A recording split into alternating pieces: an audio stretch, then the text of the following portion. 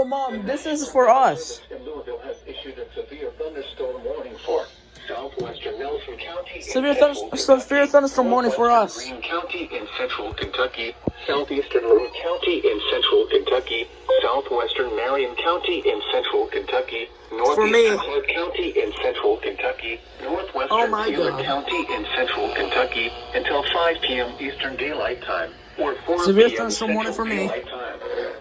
At 4:24 p.m. Eastern Daylight Time or 3:24 p.m. Central Daylight Time, a severe thunderstorm was located 9 miles southeast of Hodgenville, moving east at 30 miles per hour. Expected hazards include 60 miles First per hour warning on today. and nickel-size hail. This is a radar-indicated threat. The following impacts are expected. Expect damage to roofs, siding, and trees.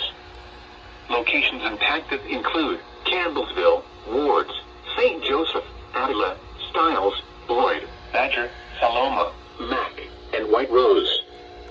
For your protection, move to an interior room on the lowest floor of a building.